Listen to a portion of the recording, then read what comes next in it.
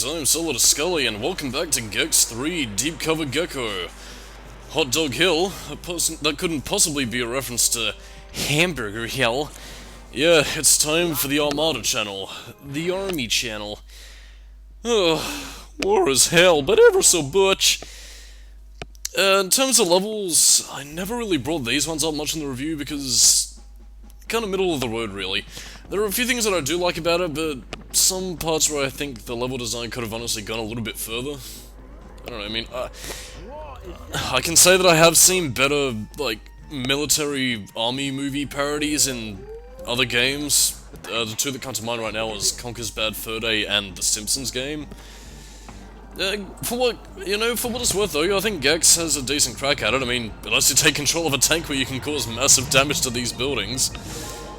Even if the camera can get stuck on them from time to time. It's no real problem though.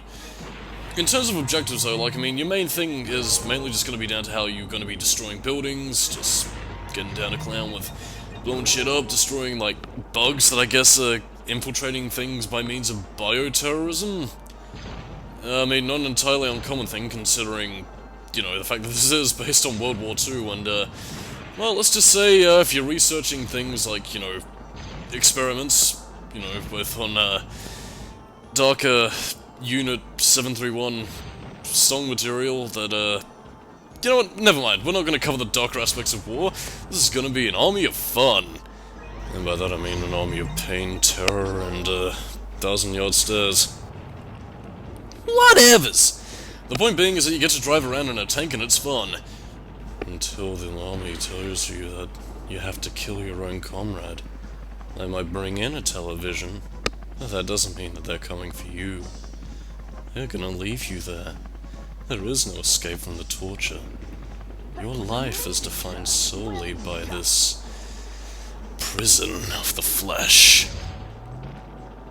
Sorry, what was I talking about again? Anyway, yes, in terms of how the tank controls, well, I don't think it controls necessarily that bad. I mean, in terms of, like, literal tank controls, it controls just fine. Just, think Resident Evil, and you should be okay. I mean, considering its destructive power, I consider it a worthy trade-off. Kind of, I mean, there is actually a minigame that does kind of put it to use in how you destroy other tanks, but apart from that, there isn't really too much to talk about in regards to that. But I'll stay my tongue on that, because now it is time for Mission 2, Whack the Tents. Now, this secondary mission is, well, how do I put this? Incredibly simple. In fact, this is honestly usually the first thing I think a lot of people do. But this does also bring to mind a certain, well, basically main thing you're going to be doing is basically taking out the searchlights, because, well, considering the fact that they have machine gunners right up there, well, yeah, you're going to be dead very, very quickly if you don't take them out, so, you know, and they have a nice satisfying explosion, what more could you want? Sadly, you can't take out the tents with the machine guns, which sucks, but this mission is easy enough as is, so, you know, if you don't want to get down and dirty, yeah. Well, I mean, let me reiterate here. They are dangerous, but, like, I mean, I think you can avoid them if you just barely edge out of them. By the way, don't touch those, little flower mine things, because, well, let's just say there'll be some nice barbecued gecko for the, lizards to eat. Oh, yes. I'm well aware of the savage nature of warfare. Like when I had to eat my interpreter. I didn't want to do it. He made me. At least that's what the voices in my head told me to do. Like my commanding officer standing right over there. I saw two doctors standing in the white light. One was holding his heart. The other had my eyes cut out. Sorry about that. Yes, anyway, thank you, Alfred, for praising me for my mission of whacking tents which kind of exploded. Yeah, you will also have those military commanders which will be there to, throw grenades at you. Not really too much of a threat. You can usually just karate kick them and, well, bada bing, you do the thing and they're taken out. It's really only the third tier of the mission that really has any sort of, I wouldn't really say a challenge, it's the one that takes the longest, really. Well, partially that and also because, you know, 100 flight coins. Again, a lot of heavy editing to be seen, I'll tell you that much. But this is the one that I do think is the most, military-esque. You know, in the sense that you're actually infiltrating a base and getting some plans and exiting out of the TV. War is hell, but ever so butch. Yes indeed it is, Gex. Yeah, this is basically the bulk of the training sequence. Again, take out the spotlights and the walking grenades? What the fuck, man? It's kinda like an inverse of... Fuck, what was that Junji Ito story called? The one about, like, the weird tank things are, like, possessed humans or some shit? I wanna say, like, Guro or something, but I think that might be wrong. Really fucked up story, by the way. Yeah, I wouldn't recommend reading it. Anime adaptation had a lot of changes to it as well, but whatever, we're not here to talk about Junichi Itoi. We're here to talk about Gekusu and his third-dimensional deep covering of the Gecko. Again, this is, I'd argue it is a very Spartan sense of, like, stop and shoot. Like all military, video games. Oh, fuck you. I don't know. The only real thing of importance is that, well, take down the spotlights and kill anything that's in your way. Like real military simulator. That's not very funny, I should stop that now. Just like when I screwed around on duty and my commanding officer told me what was wrong. I shot him. Full metal jacket. Holy hell, what's this level doing to me, man? I have like a shining thing going on right here. Whatevers. The point is that in terms of things that can hurt you, it is quite a lot. It's mainly just down to the spotlights if you happen to get caught. And if you happen to carelessly jump across those little flower mine things. I don't know why I'm calling them that. Maybe it's like the pedal structure. But regardless of such, again, if you play your cards right and be very methodical about the whole thing, you should be okay. You don't have to think about it too hard either, it's just being patient. Especially also talk about checkpoint boxes. I don't think they fixed the issue where, like, if you hit a checkpoint box, it forces you to eat a fly like it happened in... like, you know, what happened in Gex 2. It's, kinda sucks, but... I don't know. Is it a bug? Or was it just something that nobody really complained about, so Crystal Dynamics didn't see any need to fix it? I'm not entirely sure what that is. Minor thing, but whatever. I don't know. And again, because of the fact that the guns can't turn around completely, well, basically you're just gonna have to, you know, go to different guns, take down the searchlights as is necessary. Shame you can't take any of these guns with you, but then again, I guess people would start complaining that Gex was just so dark and edgy because he has realistic gun tools instead of a cartoon laser zapper thing. Because people don't like platformers unless, of course, they're for pussy Nintendo kids, because they suck.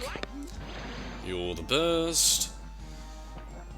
And again, to talk about the level a little bit more in depth, it's mechanically simple, and I guess it's in that simplicity that you kind of avoid a lot of the more sparse, like, examples of just, well, complete missions to do the thing to get the remote, which is, again, part of the reason why I did critique the Mythology Network as heavily as I did.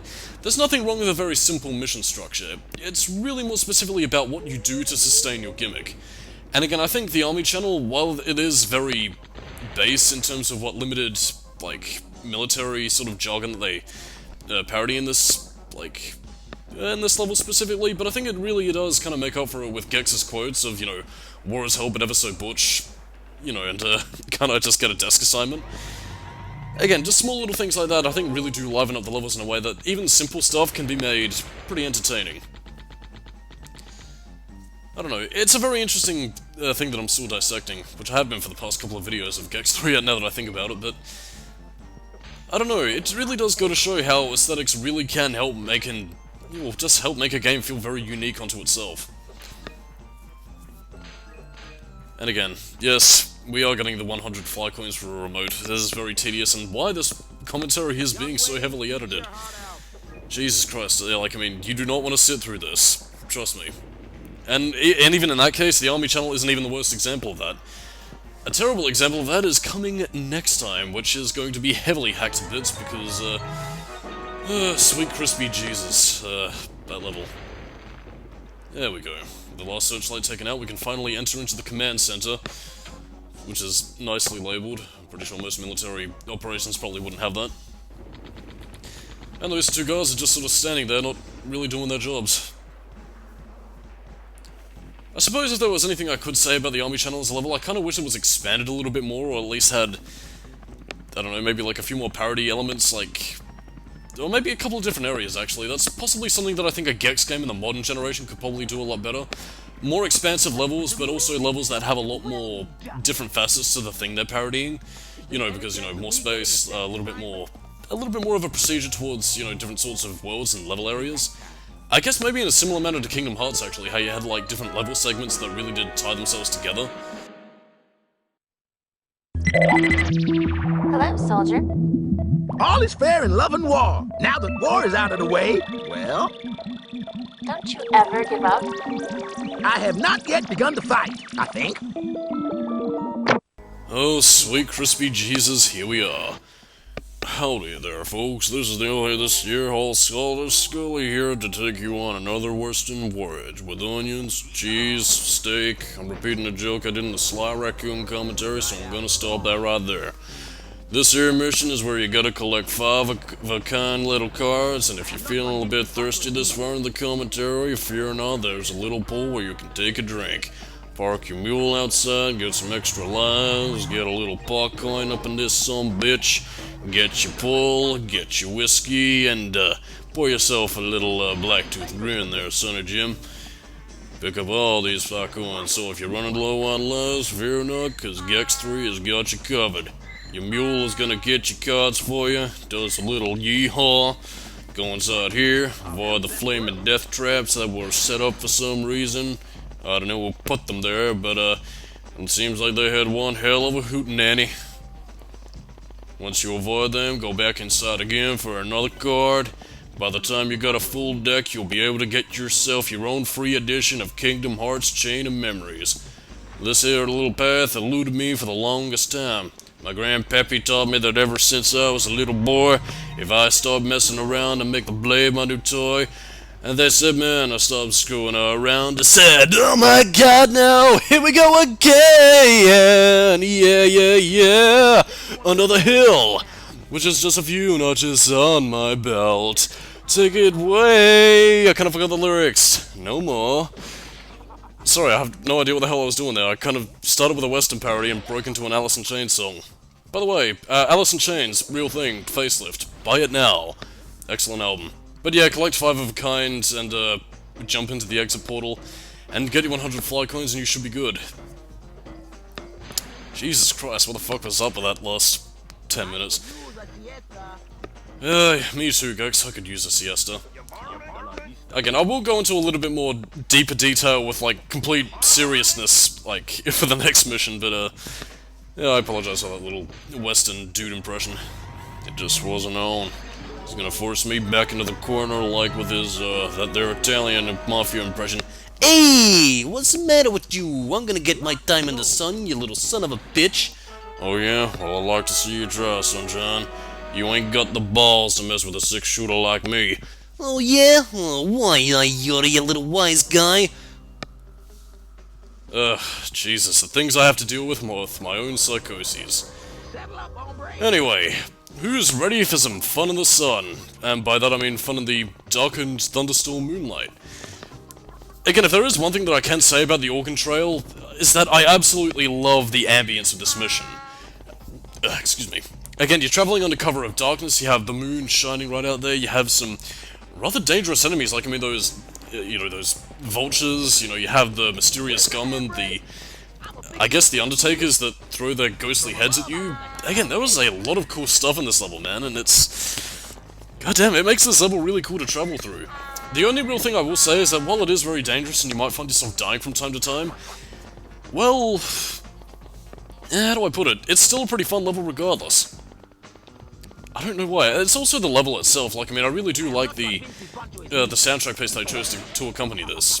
Like, I don't know, it just feels very dark and atmospheric, but at the same time also very badass since, you know, you're a lone hombre riding through the mysterious mines.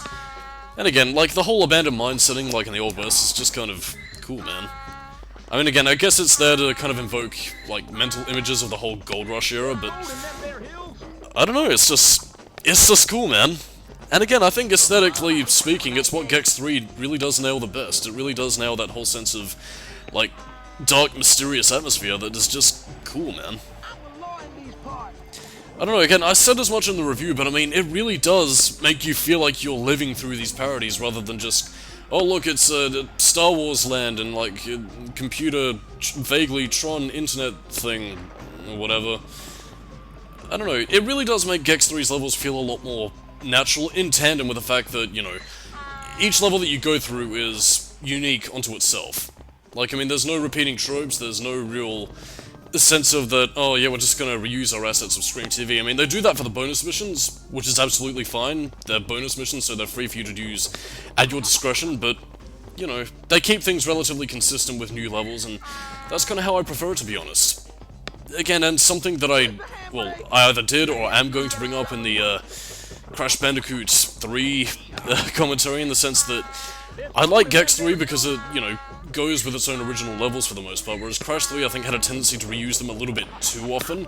I mean, Crash 3 did kind of change it up a little bit by having, you know, it take place at a different time of the day or introduce new enemies to make things feel at least a little bit different, but I don't know, I kind of prefer how Gex 3 handle things, is that while you do have a little less amount of levels in terms of the main stuff, you're at least treated to something new each and every time you play, so, you know, it encourages uniquity on one of the levels, even if at times the aesthetic doesn't exactly inspire much. Again, I will get to that with the Mythology Network and one other level yet to come. I don't know. But on the whole, I think what Gex 3 does, it does very well, and especially the parody elements, like with the gravestones you can see there, it makes it work. So, yeah. There's nothing else to say but rollin', rollin', rollin', rawhide. And I suppose to actually talk about some handy-dandy tangents, at least in terms of something that was cut actually from Gex 3 Deep Cover Gecko in and of itself, was actually a very different looking western level from the beta of Gex 3. The video is up on the internet somewhere, so if you want to go off and have a look for it, I highly encourage you to, but yeah, this level is going to take on a very different tone and a very different take actually. What it is, I will explain in the next mission, which is kind of immediately after, because I forgot that I don't do these until after the Asian Extra cutscene. Even. So, yeah, this is kind of short as it is, so we're gonna have to go a bit speedrun on this, but basically what was initially... Jesus, dude. Anyway, what was initially going to be in Western Station was actually having a lot more of a town setting. I don't know what sort of enemies you would have faced. I guess it would have been a mixture between the enemies we face currently in this level, and, like, I guess general cowboys and girls that you would, you know, get into shootouts with. Anyway, the beta level was taking place during the day, you had a much more different town setting. They did kind of reuse the assets of the chain guns from the, what was it, the, Army channel, which I guess they were probably going to replace once, you know, they developed the level a bit more. I don't exactly remember why it was cut, but there is quite a lot of its original assets actually surviving in the beta version. And again, it is legitimately cool to see. Like, I mean, if there is a future Gex game, I would kind of like to see that kind of put into like a Gex 4, or given like a bit of a reimagining based on what was initially there. I don't know. Again, I can't really say much about it without you actually having seen the level, but there was quite a lot developed for it, and for what was there, it looked interesting, man. I don't know. Again, well, as soon as you finish watching this video, because, well, at this point it's nearly over, I highly encourage you to see some of the cut content from Gex 3. It is interesting, man. Anyway, on that note, I am Solidus-Skully, keep it new metal, and I will see you dudes and dudettes next time. Catch you later, and bye-bye. Hey there. You're looking mighty tired after a long day on the prairie. Are you one of them urban cowboys? Shucks no, darling, but I was a-thinking of heading into town to get my tongue scraped. Hey, quick draw. I have another idea. Why don't you get back to rescuing me? Rescue schmescue, this lizard wants a little...